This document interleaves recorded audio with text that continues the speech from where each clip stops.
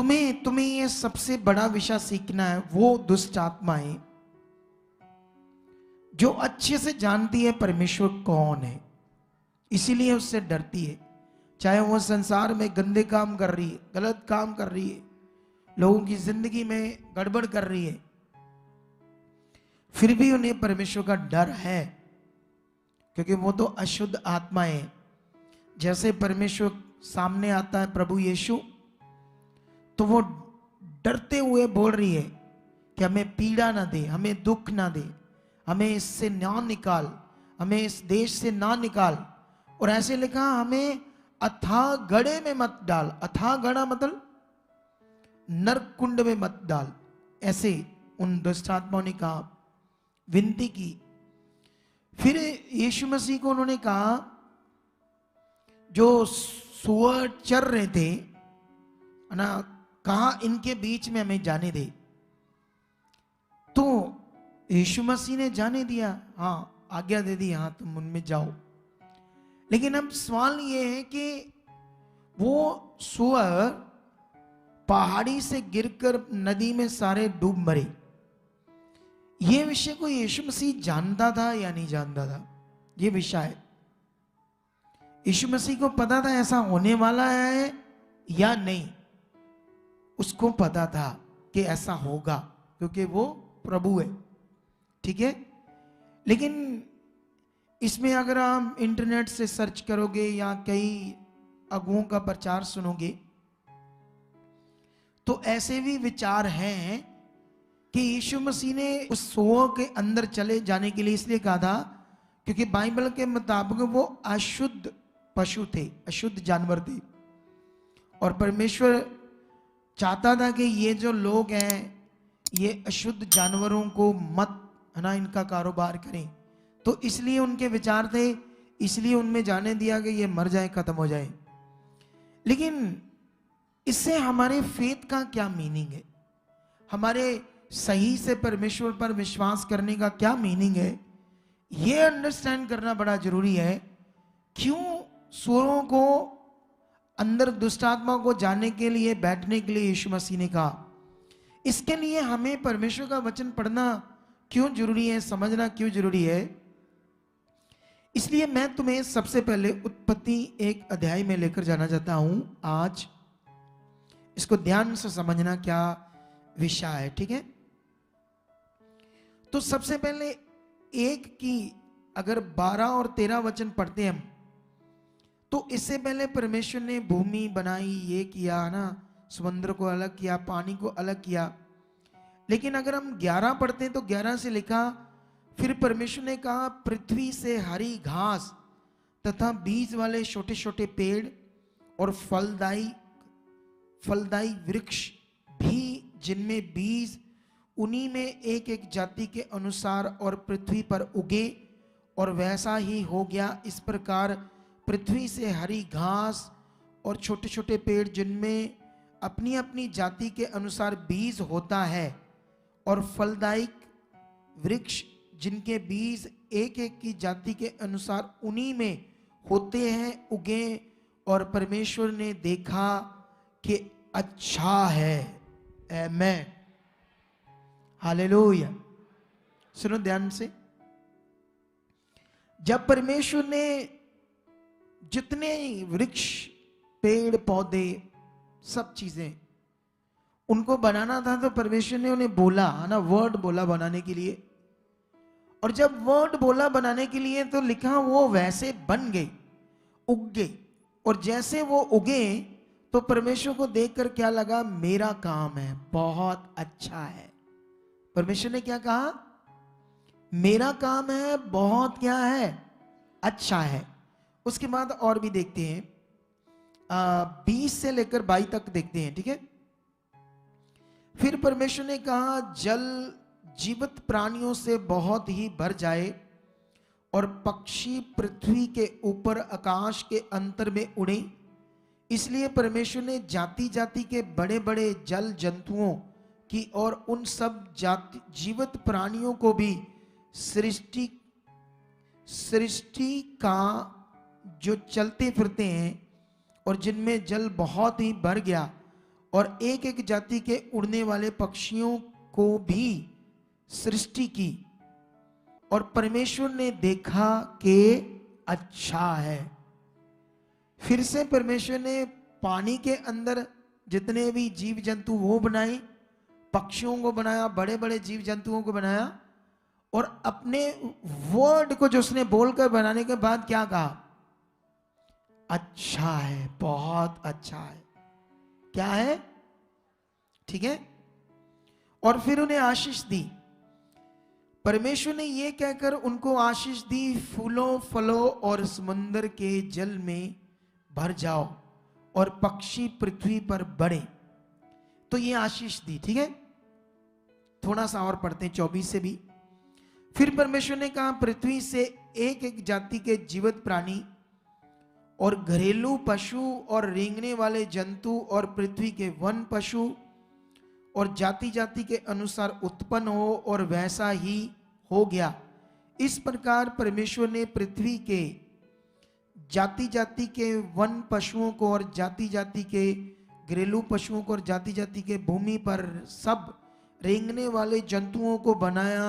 और परमेश्वर ने देखा और कहा, अच्छा है। हालेलुया। क्या समझ आया बात आपके दिल में? परमेश्वर बनाता है सारे जीव जंतुओं को, सारे, और सबको बनाने के बाद क्या कहता है? अब सारी चीजों को बनाकर क्या कहता है? मेरा काम है, मैंने बनाया है, मेरे मुंह के वचन से बना है, और ये मेरा काम बहुत अच्छा है। तो फिर सूअर अशुद्ध कैसे हो गए? बनाए किसने? बोलो। लेकिन बहुत सारा प्रचार है इसमें, क्रिश्चियनिटी के अंदर, कि यीशु मसीह ने इसलिए सूअरों के अंदर जाने दिया था, सूअरों के अंदर, कि वो अशुद्ध थे और अशुद्ध जानवरों से परमेश्वर नफरत करता था। अजीब विषय हो गया ना ये तो। इसीलिए ये भेद, ये बातें खुदा मुझ पर प्रकट करता है, ताकि आप अपने विश्वास में क्या बनो? मजबूत बनो। हालेलुया। अब वो परमेश्वर के बनाए हैं सांप, सूअर, जो कुछ भी है, सब परमेश्वर ने बनाकर कहा, ये मेरा काम है, मैंने नहीं बनाया, और ये सब अच्छा है। क्या है ये? अब वो अशुद्ध कैसे होगी? सूअर अशुद्ध कैसे होगी? और इस वहां का जो पॉइंट है, उन दुष्ट आत्माओं को सूअरों के बीच में जाने दिया, सूअरों के बीच में यीशु मसीह ने क्यों? इसका क्या पॉइंट था? इसका क्या कारण था? हमारे फेस से इसका क्या लिंक करता है? ये अंडरस्टैंड करना हमारे लिए क्या है? जरूरी है। लेकिन अगर हम थोड़ा सा आगे पढ़ते हैं, उत्पत्ति का ही 6 अध्याय या 7 अध्याय, तो 7 की अगर हम 2 पढ़ते हैं तो यहां पर क्या लिखा? जब सब कुछ नष्ट होने वाला था, तब परमेश्वर ने एक वचन कहा नोआ को। 2 में लिखा, सब जाति के शुद्ध पशुओं में से तू 7 जोड़े, अर्थात नर और मादा लेना, पर जो पशु शुद्ध नहीं है उनमें से 2 लेना। मतलब यहां पर बात सामने आ गई शुद्ध और अशुद्ध पशुओं की। शुरू में परमेश्वर ने क्या कहा? बोलो, ध्यान आ रहा तुम्हारा इधर की नहीं आ रहा? अच्छा वाला आ रहा है। शुरू में परमेश्वर ने सबको अच्छे से बनाया और कहा मेरा काम अच्छा है। आगे जाकर परमेश्वर जब पृथ्वी पर पाप बढ़ गया, जब पूरी दुनिया नष्ट होने वाली थी जल प्रलय से, तब परमेश्वर ने शुद्ध और अशुद्ध करके बात की पशुओं की। यह क्यों हुआ? आदम और हवा के पाप करने के बाद जब पृथ्वी श्रापित हुई, मनुष्य के अंदर पाप आया, उसके बाद यह प्रॉब्लम आई पृथ्वी के ऊपर। लेकिन ये तो मनुष्य ने गड़बड़ की, मनुष्य पापी हुआ, जानवरों का क्या कसूर था? वो शुद्ध और अशुद्ध क्यों हो गए? सोचने वाली बात है। उन बेचारों का कसूर क्या था? उन्होंने तो कुछ भी नहीं किया। वो तो अपने जंगलों में घास खा रहे हैं, जो भी कीड़े मकोड़े, जो भी इनकी जिंदगी है, वो तो कोई गालियां नहीं निकालते हैं ना किसी को। वो चोरी नहीं करते, वो व्यभिचार नहीं करते, कुछ गंदे काम नहीं करते, मतलब उनका वो चीज नहीं है। क्योंकि एक्चुअली जानवर तो मटीरियल है। मटीरियल क्या है वो? जैसे संसार में ये सब्जियां है ना, सब्जियां, ये पेड़, इनमें जान है, जान है इनमें। कई लोग कहते हैं नॉनवेज नहीं खाना, वेजिटेरियन खाना है, बाबाओं की शिक्षा है। ये भी जान मारकर खाते हैं पेड़ों को, फ्रूट्स को, उनके अंदर जान है। जैसे ये मटीरियल है, जानवर भी मटीरियल। जानवरों का कोई न्याय नहीं होना, ठीक है? तो शुद्ध और शुद्ध कैसे हो गए जानवर? ये विषय हमारे लिए समझने वाला है, फेथ के लिए अंडरस्टैंड करने वाला है। क्योंकि जब हम सही टीचिंग में जीवन बताते हैं, फिर हम आत्मा से भरकर जी सकते हैं। हालेलुया। अरे आत्मा से भरना, मैंने 2 वीडियो डाल दी है आत्मा से भरने का, पावरफुल विषय। कई लोग अगुए को कहते हैं मेरे लिए प्रार्थना करो मैं आत्मा से भर जाऊं, या खुद भी प्रार्थना करते परमेश्वर मुझे आत्मा से भर दे, मुझे आत्मा से भर दे। कोई नहीं भरता ऐसे आत्मा से, ये कानून ही नहीं आत्मा से भरने का। क्या कानून है वो बाइबल में लिखा है, उसे अंडरस्टैंड करना है, समझना है आप लोगों को।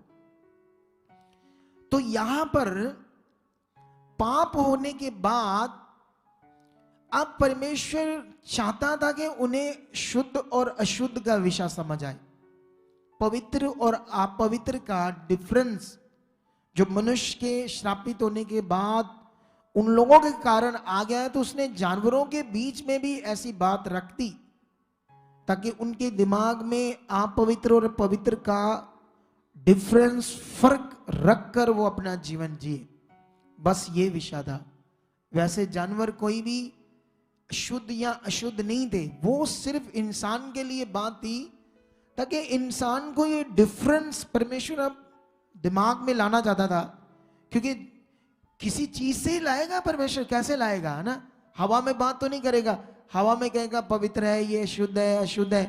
तो परमेश्वर प्रैक्टिकल चीजों के द्वारा भी, कैसे चीजों के द्वारा भी ये डिफरेंस उसे समझाकर, ताकि वो परमेश्वर की बात पर ध्यान रखे, शुद्ध कहाँ होना है, अशुद्ध कहाँ है, पवित्र क्या है, अपवित्र क्या है, कैसे आप पवित्र होते हैं, कैसे पवित्र होते हैं। इन पॉइंट्स को वो समझकर अपनी जिंदगी को जीने लगे। क्योंकि उसकी बुद्धि जो आत्मिक थी वो भ्रष्ट हो चुकी थी, करप्ट हो चुकी थी दुष्ट से, शैतान से। अब उसको रीति रिवाज से, है ना, ऐसे फिजिकल पॉइंट से भी परमेश्वर ने क्या कर रहा था, समझा रहा था। इसलिए परमेश्वर ने ये बात को नूह के टाइम में भी रख दिया, जबकि उनमें कोई प्रॉब्लम नहीं थी जानवरों में, ठीक है? तो सूअर जो थे, अब यीशु मसीह ने क्यों जाने दिया? इसका कारण ये नहीं था कि वो अशुद्ध थे इसलिए वो मर जाएं। तो बनाया ही क्यों अगर वो अशुद्ध थे, है ना? अशुद्ध है तो फिर बनाने ही नहीं चाहिए थे परमेश्वर को। बोलो, अगर ऐसा ही खतरनाक विषय था परमेश्वर का कि ए मोसेस, हे मेरे इजराइलियों, इनको मत खाना, ये अशुद्ध पशु ऐसा ना करना, ये ना करना, तो उनको फिर बनाना ही नहीं था, बनाना ही नहीं चाहिए था। लेकिन ये एक विषय था, एक डिफरेंस था हमें अंडरस्टैंड करने का, ताकि हमें समझ आए अपवित्र और पवित्र विषय, ठीक है? तो अब क्लैरिटी हमें मिल गई यहां पर परमेश्वर का ये पावरफुल विषय क्या है। एक तो परमेश्वर यीशु अगर उसमें से अशुद्ध आत्मा निकाल देता है, ठीक है, निकल गई, ठीक हो गया बंदा, ठीक है, तो लोग कहेंगे हाँ हाँ ये कोई नबी है ना, ऐसा करके कुछ भी उसे मान लेते हैं यीशु को कि हाँ इसने ऐसा काम किया है। लेकिन यीशु मसीह अच्छे से जानता था कि जैसे ये दुष्ट आत्माएं उसमें जाएगी, अब उनको भी इन फ्यूचर नहीं पता था कि हमारे लिए क्या होने वाला है, यीशु हमारे लिए क्या करने वाला है। दुष्ट आत्माओं को भी पक्का नहीं पता था कि परमेश्वर अब हमारे साथ क्या करेगा, हमें क्या सजा मिलेगी, या हमें नरक कुंड में डालेगा या क्या करेगा, उन्हें कोई क्लैरिटी नहीं थी। उनका दिमाग हिला हुआ था, उन्हें कुछ समझ नहीं आ रही थी क्या करना है। लेकिन यीशु मसीह जानता था इन फ्यूचर, वो क्लैरिटी से जानता था कि ये अगला काम ये होने वाला है। ये सारे सुअर पहाड़ी से गिरकर मरने वाले हैं, उसने फिर भी ये होने दिया। क्यों? क्योंकि उसमें दुष्ट आत्मा निकलना उनके लिए छोटा सा काम रहता, लेकिन ये जो मर गए सुअर हो सकता, इसकी चर्चा सैकड़े गांव तक जाएगी, गूंज जाएगी इसकी बड़ी गूंज कि ऐसा हुआ। और उन्हें यह भी समझ आएगा कि शैतानी आत्माएं इतनी गंदी और पावरफुल होती, इतनी सामर्थ होती उनमें, लेकिन परमेश्वर उनसे भी बड़ा है जो उन्हें निकाल सकता है। हालेलुया! क्या कर सकता है। और यहां पर वैल्यू इंसान की बड़ी थी परमेश्वर के सामने, जानवरों की नहीं, इंसान की वैल्यू वो बहुत बड़ी थी। यहां पर तुम्हें अपने लिए भी ये अंडरस्टैंड करना है कि हमारा जीवन परमेश्वर के लिए कीमती है, वो हमसे प्यार करता है, इसीलिए यीशु मसीह ने कुर्बानी दी, इसीलिए यीशु मसीह ने हमारे लहू बहाया। लेकिन कुछ लोग इस विषय में अच्छा ध्यान नहीं दे पाते, इस विषय में जैसे दिल से परमेश्वर के साथ चलने वाला विषय होता है वो नहीं बना पाते। नॉर्मली आए, कभी ना आए, कभी वचन पूरा किया, कभी ना किया, कभी परमेश्वर को आदर दिया, कभी अच्छे से किया ना, कभी ना किया। ये प्रॉब्लम है हमारे लिए, इसीलिए हमारा जीवन आगे पीछे। अगर तुम सच्चे दिल से, पूरे मन से, ध्यान देकर परमेश्वर को आदर दे रहे हो, उसकी इच्छा में चल रहे हो, मैं दावे से कहता हूं तुम सूरज की तरह चमकोगे, ऊंचे किए जाओगे, तुम अच्छी लाइफ को अपनी जिंदगी में देखोगे। तुम्हें इस बात पर ध्यान देना है। तो यहां यीशु जानता था, लेकिन इसमें जो परमेश्वर की महिमा है, उसकी सामर्थ, जो ताकत, वो दिखनी चाहिए, इसलिए उसने बोला जाओ, सुरों में जाओ। ये विषय था, ना कि शुद्ध और अशुद्ध का। अंडरस्टैंड? अब इसमें है ना, अगर हम लूका का एक अध्याय पढ़ते हैं, सात अध्याय अगर लूका का पढ़ोगे तो तुमने वो भी अध्याय पढ़ा है पहले, ठीक है? तो वहां पर अगर वहां पर पढ़ोगे तो वहां पर एक फरीसी के घर में यीशु को इनवाइट किया। जब यीशु मसीह ने बहुत बड़े बड़े कार्य किए, बड़े मिरेकल्स किए, चमत्कार, तो फरीसी का भी दिल अच्छा हुआ यीशु के प्रति, और उसने उसे इनवाइट किया, प्रभु गुरुदेव मेरे घर आ, मैं खाना खिलाएंगे आपको। तो यीशु मसीह चला गया अपने चेलों के साथ, और उसी नगर में एक खतरनाक पाप में, बुराई में, व्यभिचार में डूब गई थी। और दिखने में सुंदर थी, लेकिन व्यभिचार में डूबी हुई थी। वो यीशु का उसको पता चलता है, क्योंकि वो व्यभिचार में जाकर शैतान की जकड़ी थी। क्योंकि व्यभिचार ज्यादा करने का मतलब कौन है उसके अंदर? दुष्ट आत्मा। ज्यादा शराब जब पीने लगते हैं लोग, नशा करने लगते हैं, तो मतलब क्या है उनके अंदर? दुष्ट आत्मा। जब ज्यादा झगड़ा, छोटी छोटी बात में क्रोध, गुस्सा आ रहा है, तो मतलब क्या हो गया उनके अंदर? दुष्ट आत्मा। अगर नॉर्मली गुस्सा है, नॉर्मली छोटा मोटा झगड़ा, तो कोई नहीं, स्वभाव के कारण हो रहा है। लेकिन जब ज्यादा छोटी छोटी बात पर यह चीज, ज्यादा नशे में डूबना, तो वो दुष्ट आत्मा है। वो इतने व्यभिचार में बढ़ गई, उसके अंदर क्या था? दुष्ट आत्मा। अब दुष्ट आत्मा से वो तकलीफ कितनी थी उसको, व्यभिचार तो करती थी, तकलीफ बड़ी थी, परेशान थी, वो स्ट्रेस, डिप्रेशन, पीड़ा में थी। वो सुनती थी यीशु मसीह के बारे में कि वो कैसे लोगों को चंगा कर रहा है, कैसे लोगों को शिफा मिल रही है, कैसे चंगाइयां मिल रही है, ऐसे सुनती। जब उससे पता लगा मेरे गांव में, इस घर में यीशु आया, तो उसके खुशी का ठिकाना नहीं, उसके दिल में था मुझे छुटकारा मिलेगा, मुझे यीशु से जीवन मिलेगा। इसलिए उसने क्या किया, एक इत्र, बड़ा महंगा वाला इत्र संगमरमर की शीशी में लेकर आई और यीशु मसीह के ऊपर लगाने लगी इत्र, और रो रो कर, है ना, उसके आंसू बह रहे थे, उसके ऊपर गिर रहे थे, उसके पाँव के अपने लंबे लंबे बालों से, है ना, क्योंकि वो खूबसूरत थी लेकिन व्यभिचार नहीं थी। यीशु मसीह के पाँव को साफ कर रही है, पाँव को चूम रही है, उससे प्यार कर रही है। उसके दिल में ये, उसको क्लैरिटी थी कि ये प्रभु है, गुरु है। उसको ये इंसान की तरह मन नहीं था। हालेलुया। तुम्हारा मन कैसे प्रभु के साथ, ये बड़ा विषय है। व्यभिचारिणी का मन तो इतना ज्यादा आया यीशु के ऊपर, हमारा कितना आया? हमारा कितना मन, हमारा दिल कितना है? हम में से कोई व्यभिचारी नहीं हो सकता, पता नहीं, हो भी सकता है एक आधा, क्योंकि जब कोई गंदे काम करता है किसी को बता के थोड़ी करता है, लेकिन परमेश्वर के सामने होते हो। लेकिन सवाल यह है कि वो व्यभिचारिणी होकर इतना प्यार, इतना दिल, इतना फेथ, लेकिन वहां पर जब हम पढ़ते हैं वचन को, तो फरीसी, है ना, ऐसे खाना लेकर बाहर आ रहा था यीशु मसीह के लिए। हो सकता कुछ खाना रखा था, एक आधी डिश बाकी रह गई थी जो लेकर आनी थी।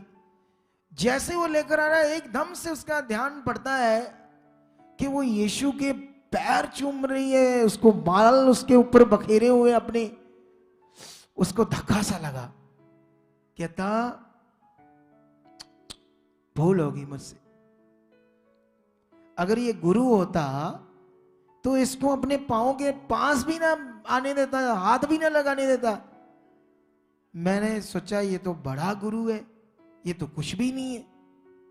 ऐसे यीशु मसीह के बारे में सोचने लगा मन में ही सोच रहा था। तो यीशु मसीह ने उसके मन को भी देख लिया, सुन लिया, और उसे कहा इधर आ। उसको जब बुलाया और उसको कहा कि मैं तुमसे एक बात पूछना चाहता हूं। एक महाजन के 2 कर्जाई थे, दो लोगों ने उसका कर्ज देना था, एक ने 500 और एक ने 50 दिनार। लेकिन उन दोनों के पास कुछ नहीं था उसको देने के लिए, उनका कर्ज उतर ही नहीं रहा था, मतलब वो दे ही नहीं सकते थे उस महाजन को। लेकिन महाजन को तरस आया, उसने दोनों का ही कर्ज क्या कर दिया, माफ कर दिया। तो उस फरीसी से उसने पूछा, बता दोनों में से ज्यादा महाजन को प्यार कौन करेगा? उसने कहा मेरी समझ में जिसका 500 दिनार माफ हुआ है। तो उसने कहा उस फरीसी को देख, इसी तरह इसके पाप बहुत थे। मैं तेरे घर आया, तूने मुझे पैर धोने के लिए पानी ना दिया, पर इसने जब से मैं आया हूं मेरे पैरों को चूम रही है और अपने बालों से साफ कर रही है। इसने बहुत प्यार किया है। इसके बहुत पाप थे, उसने कहा इसके पाप बहुत थे, लेकिन आज इसके मैं सारे पाप क्या करता हूं, क्षमा करता हूं। जब उसने ये बातें सुनी तो एकदम से हिल गया बंदा कि तो सचमुच महान गुरु है, प्रभु है। अब वो विषय क्या है? अब यीशु तो मन की बातें भी देख रहा है यहां पर, तो उसको नहीं पता था अब अगले नेक्स्ट टाइम में सुअर क्या करने वाले, सुअरों में दुष्ट आत्माएं क्या करने वाली, उसको पक्का पता था ऐसा होने वाला है।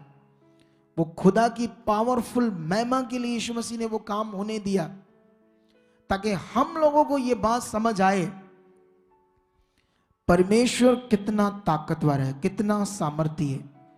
हालेलुया। पुराने नियम में क्या हुआ, क्या विषय था, परमेश्वर ने नवे नियम में उसको क्लैरिटी दी, क्लैरिटी। तो शुद्ध और अशुद्ध का भी विषय परमेश्वर ने नए नियम में क्लैरिटी दे दी। हम एक वचन पढ़ते हैं प्रेरितों की बुक, उसका 10 अध्याय, और पंजाबी में इसको रसूला के करतब बोलते हैं, ठीक है। और 10 का एक वचन पढ़ेंगे हम 12 से लेकर 16 तक, ठीक है। अभी ये क्या लिखा, 10 अध्याय का 12 से लेकर 16, जिसमें पृथ्वी के सब प्रकार के चौपाए और रेंगने वाले जंतु और आकाश के पक्षी थे, उसे एक ऐसा शब्द सुनाई दिया, हे पतरस उठ मार और खा। परंतु पतरस ने कहा, नहीं प्रभु, कदापि नहीं, क्योंकि मैंने कभी कोई अपवित्र या अशुद्ध वस्तु नहीं खाई। जिन जिन मूसा ने लिखा था पशु जानवर के लिए कि ये अशुद्ध है, उनको मैंने कभी नहीं खाया। फिर दूसरी बार उसे शब्द सुनाई दिया, जो कुछ परमेश्वर ने शुद्ध ठहराया है, ठहरा दिया है, उसे तू अशुद्ध मत कह। 3 बार ऐसा ही हुआ, तब तुरंत वह पात्र आकाश पर उठा लिया गया। आमेन। अगर और रचना पढ़ोगे आगे आगे तो वो दुविधा में था कि ये दर्शन क्या है, क्योंकि परमेश्वर ने शुद्ध और अशुद्ध का जो डिफरेंस आदम और हवा के पाप करने से बन गया था, या सचमुच इंसान जो अपवित्र हो गया था, पापी हो गया था, पवित्र ठहराया गया, पृथ्वी को श्राप से मुक्त किया, सब कुछ शुद्ध कर दिया, पवित्र कर दिया परमेश्वर ने। ये एक दर्शन में अभी तक इसको क्लैरिटी नहीं थी। क्या नाम है इसका, पतरस, जो भी इजरायली लोग थे, यीशु के क्रूस के चढ़ने के बाद, परमेश्वर का अनुग्रह होने के बाद भी व्यवस्था के अनुसार इसी डिफरेंस में चल रहे थे, शुद्ध और अशुद्ध में, क्योंकि शुरू में जो समझाया था परमेश्वर ने। लेकिन परमेश्वर ने यीशु मसीह की कुर्बानी और पवित्र लहू के द्वारा सब कुछ पवित्र कर दिया, सब कुछ ओके कर दिया, सब बेस्ट कर दिया। तो ये नया नियम है। हालेलुया।